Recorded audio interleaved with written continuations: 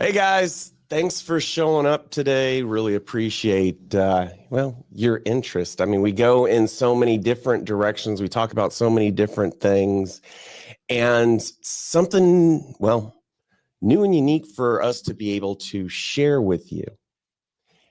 And it's always been there, just people don't really focus on it too much. Are franchises. So we're here today with Kenny Rose, who works with FranchiseTips, and so we'll get all into what they do, how they can help make your empire reality. But I do want to just give a little bit of my own thoughts and kind of. Are franchises good or not? And here's the reality. A franchise is you're buying into somebody else's business plan. You're paying them for that right. Now, your job is to follow the business plan that has already been proven successful in the past. So you already have this roadmap for you to make money. And you also have the franchisors basically as your partner along the way. They do take what's called a royalty, which is a top line percentage of the revenue. You just think about them as your partners. Just like if you're trying to capitalize a franchise, your investors are your partners. And there's always the how in the process to talk to investors. If you're interested in that, we've got thousands of videos there. But if we're really focused on, hey, let's talk about the franchises and the franchise opportunities, we've got literally the master pro at this. So Kenny Rose, thanks for joining today. Really appreciate you. Thanks for having me, and thank you for that intro. It's always a pleasure. Definitely. Well, before we get too deep into it, can you just take a few minutes and introduce yourself as well as kind of franchise just a little bit? Yeah. So, again, my name's Kenny Rose. I'm the founder and CEO at FranchiseTips. My career was an untraditional one, which I feel like there aren't traditional ones when you end up in franchising. But I'd started off in the world of finance. I was an advisor at Merrill Lynch, and saw robo advisors coming, especially because I was doing it in San Francisco, and wanted to see what else was out there. And I was talking to a family friend. He was the CEO of a company who coaches CEOs, and he says, "What do you know about franchising?" And honestly, I knew comically little. I mean, my middle school and high school years, I lived in a town that didn't allow franchises. They didn't want chains in there. When a Starbucks finally came in, it was all hell breaking loose. And I was like, oh, McDonald's, Subway, Taco Bell, those are franchises. And I'm like, Okay, what do you know let me about ask you franchise? something. Yeah. I just noticed that you have a 619 number, so obviously from San Diego. Yep. Are you talking about OB? Because I was living down No. there when Starbucks showed up, and you're right, all hell broke loose. So this is before the San Diego days. I lived in a little ski town in Colorado, or outside of the ski town, called Telluride, and they're very much like it is a small. I mean, the population's 2,000 people, but they get 30,000 in tourists at a time.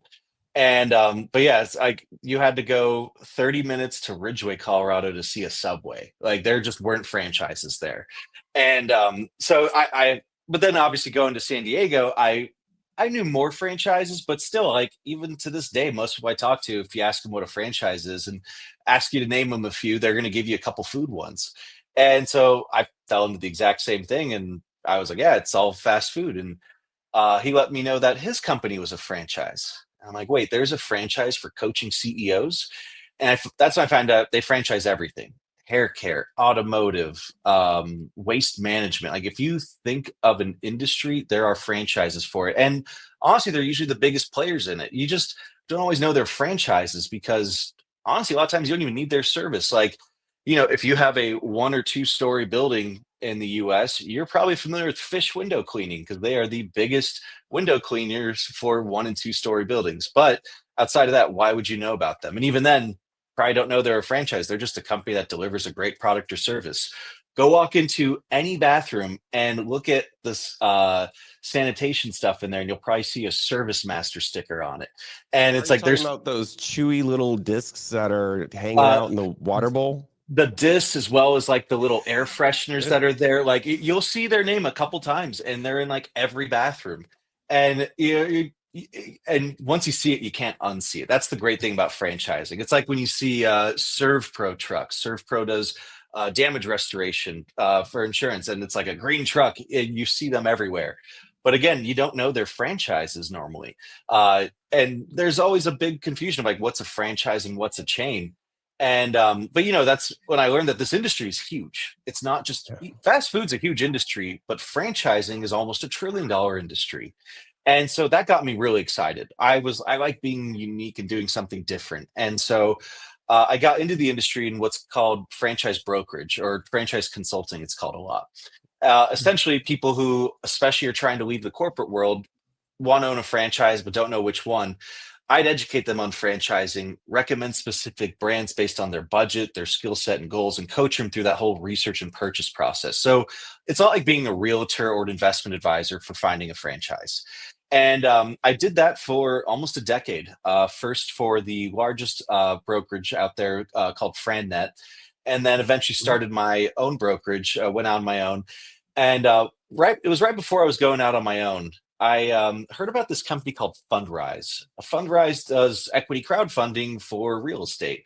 And they were just raising their Series A, and this fascinated me. I tore through the business model, and it just hit me. I was like, I know how to fix the franchise world.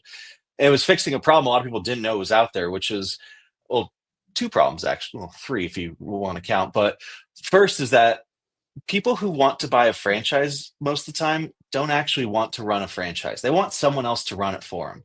They'd rather go Mhm. back to corporate. They want it as an investment in their portfolio. But also, a lot of people just can't afford a franchise. They'd love to invest in one, but they don't have the money. Another problem was that you've got a ton of great operators, whether they're existing franchisees or just people who've worked their way up through the ranks over the years, that would make incredible franchisees, but they don't have access to capital. Whether that's like because they want to go build 10 at a time and a bank looks at you like you're buying a home, or maybe you were a district manager for a Dunkin' for 10 years. Well, you were a district manager for Dunkin' for 10 years. You don't have $1 million laying around to become a franchisee. And even the franchisors, the parent companies, their Right. biggest barrier to growth is only millionaires can be franchisees. So that's where FranShares came about. FranShares is the first marketplace that connects investors to franchises to invest in. It's on one side making a whole new asset class out there of income producing small business ownership. And on the Mhm. other side, a new path towards becoming a franchisee. And so, yeah, it's been a really great journey getting here and excited for all the things to come still too. Love it. And you just brought up so many different things and rabbit holes that I love going down those. But just so that everybody kind of gets still an understanding between, like, we work with companies that are getting founded, doing real estate deals, scaling, and they need investors for that. Just so that you understand, franchising is like the long lost brother of raising capital. Reason is, if you already have a business, you've got two choices of, really kickstarting your true growth. And that is raise some money from investors or get other financing where you're growing your business. Or you develop it into a franchise model, and then you bring in other active entrepreneur, active investors, and they're helping you grow, scale, and build your business. So there's really, it's super related to the investment and security side. It's a little bit of a different animal. Mhm. Thank you, Kenny, for Kevin being here and sharing more about it. But I just want everybody to understand that because it's a little bit of a mystery for people. In terms of, my God, and even like starting at Merrill Lynch, I started as a broker just pounding on the phone and trying to sell people. And Mhm. amazingly, how it leads to founding companies and sitting in your chair and doing the things that you do. I couldn't agree more. Let me ask you something about that first experience because I think it's so important for everybody to learn how to sell. What was your biggest takeaway from your time at Merrill Lynch? Yeah. um, Gosh, I almost want to say no one's going to help you. You got to go do it. It's you got to grab a phone book. You got to think of ways to get out there. But like at the end of the day, it's you building your business, and it will live or die by your hand. And I think a lot of people think they're going to get all this help or it's just going to be so easy, but it's no, it is a grind, and it's a grind that you got to do. And this is literally entrepreneurship 101, one of the great reasons of learning to be that broker and advisor, because it teaches you a lot of those skills that you ain't learning in college, and you just got to get out there and do it. So really Yeah. wanted to point that out. Now you went to the franchise brokering side. One of the most exciting things that I see about that is not just the helping entrepreneurs or wannabe entrepreneurs become it, but there's some good incentives there for yourself, for the guys that are really good at connecting the right franchise with the right entrepreneur. Mm-hmm. Can you just kind of share a little bit more of that? If somebody wants to work with a consultant to decide what's best for them, like how does that process actually look for me, a prospective franchisee, but I don't know what I want to do? Yeah. So it actually doesn't cost you anything to work with the consultant. They're paid by the franchisor. It's usually a portion of the franchise fee because honestly, it's expensive to find a franchisee unless you're already a made, couple thousand location brand and everyone wants to be one now. The amount of money you'd have to spend marketing to find a franchisee, someone who's got the money and qualifications and going to pull the trigger, it's worth it to just pay it out of the franchise fee to a consultant. And I think it's really important to vet multiple consultants because you want to find someone. Honestly, it's like franchises. Just because there's a lot of them doesn't mean they're all good. And so you want to find someone that like is has your best interests in mind. Like when I was a broker, I fired most clients and hope they come back.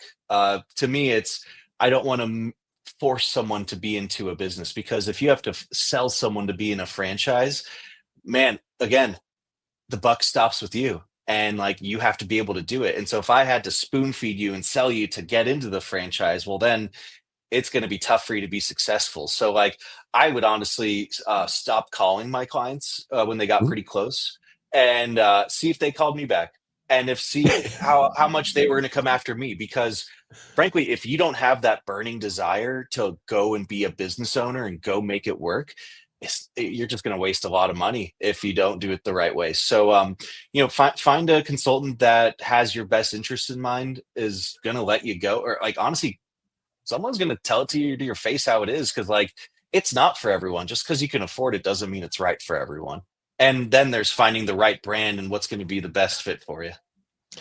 Since you bring up it's not a fit for everyone, who does it fit with? Like, is there a certain like avatar or type of person, or like how do you decide if you're gonna be good at being a franchisee or not?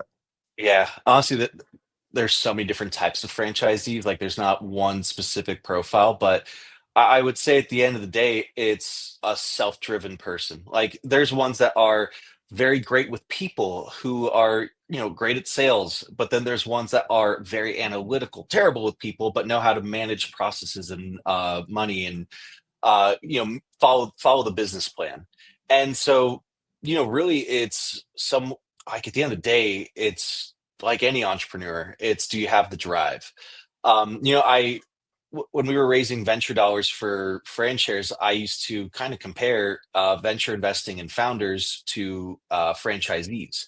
Because when you're a VC or venture capital group looking to invest in a startup, you're looking for the business plan, but you're also looking for experience and drive.